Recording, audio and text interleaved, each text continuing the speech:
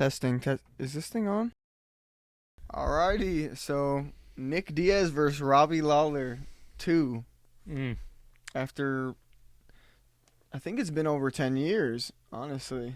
I think it's been 5 years Since the first fight? Since the first fight. Yeah, the first fight. My bad. No, Diaz has been out for he got suspended for 5 years. Yeah, he's been suspended for 5 years, but I think it's been about like 10 years, maybe even longer since the first time they fought.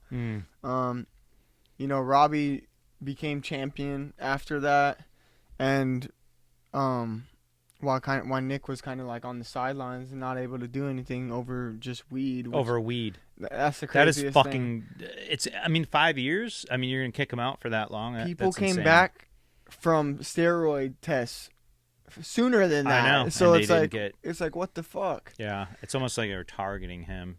It's crazy. Or had you noticed that Nick seems more serious now? He does. He seems more professional. Like he's grown, Yeah. Like he kind of grew up, and he's not so much like I saw him. He's matured. He's not on the gangster stuff anymore. He's just like, he's a fighting teacher because he teaches a bunch of students, jiu-jitsu, boxing, a bunch of different stuff. He has his own gym, so he really grew as a person. But the activity, though, do you think that's going to come into play? Robbie's been a lot more active over the years and at a higher level of competition, too. So do you think that's going to come into play? I think it will be part of the process, when he goes to fight. I think the thing is that Diaz's hands are really good. I mean, the only other person that, in my opinion, is like Connor, who's got really, really good hands like that. And I think that isn't something that you lose. I don't believe. I think that Diaz still has it. I think he's gonna go in there. He's gonna bring that same type of heat, but now he's in a more serious mode. Like before, like when he fought, it wasn't the same level. He's so much more matured now, and I just feel like he's gonna bring the heat. Some fights, to me, are like brawls, and then some fights are like chess matches. Where they're boom, each strike is, well thought out and planned. Nick is to me, Nick is a good chess player fighter. He's going to be able to know when to throw and strategize that whole, when to basically shoot and fire and aim. And then Robbie Lawler, he's always kind of been the brawler, He's always kind of went in there. The ruthless Robbie Lawler. Exactly. Ruthless Robbie Lawler. He's kind of been that brawler side.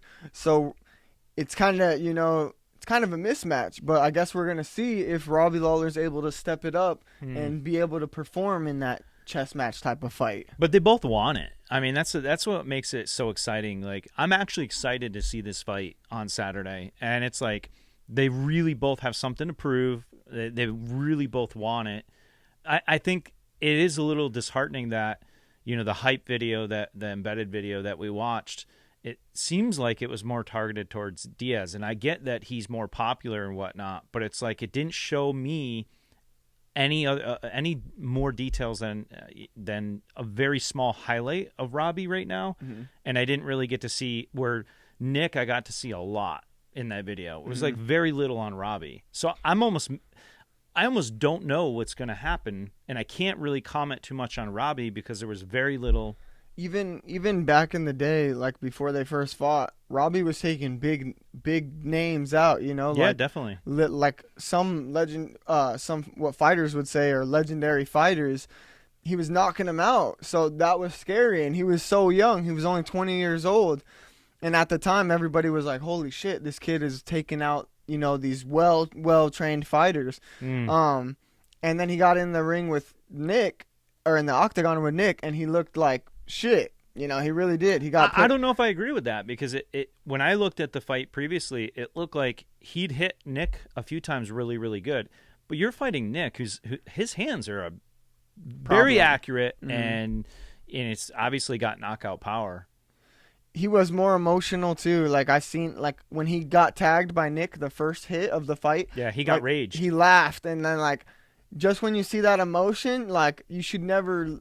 I feel like, in my opinion, if somebody hits me, I'm not gonna laugh. I'm not gonna get angry and charge. I'm not like I'm just gonna brush it off quick and then just. But you gotta stay technical at that Exactly. point. It's just to keep your head in the game and just focus on what's next.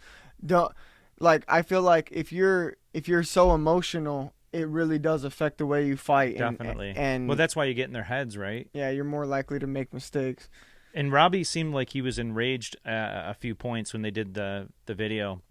And I was watching their previous fight. I went back, and Robbie did get mad. He was actually pissed because Nick kept tagging him, and he got angry. He lost right after that. Yep. You know, he brought emotion to the table, and you lose sight of your you know, the whole game and their technical capabilities. It's like all you care about is being enraged. And that's why I'm so curious to know, is he going to step up that chess match performance and be able to, you know, not get emotional and just start throwing hooks, you know, and then just step by step pick him apart, body shot, you know, jab, jab. I want to see if he's going to be able to, you know, succumb that, but I don't think he will, honestly. I think, in my opinion, I think Nick is going to pick him apart worse than the first time, and that's hard. Well, he's more serious, so it makes sense that Nick is going to stay way more technical than he's ever been, because right now his head's on straight. It seems like his head's on straight. He's really trying to make it happen, and you know how I feel about Nick. Mm-hmm. So for me to be rooting for Nick at this point, it's mainly because I see how mature that he's become, you know, off this latest video. This fight is probably going to send them. Whoever wins this fight is going to go in the direction towards title contention, honestly, even though both of them have been, you know, not out really, for so long. Yeah, out for so long. Do you think that's fair?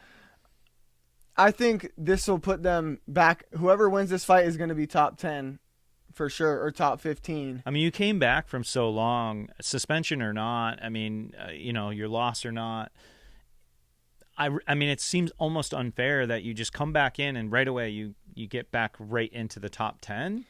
I think you don't have. I think to it'll be. I don't way. know if it's going to be top 10 because you know, I just don't know. But I for surely know that it'll be top 15 because Robbie Lawler is already top 15, and they're already matching him back up.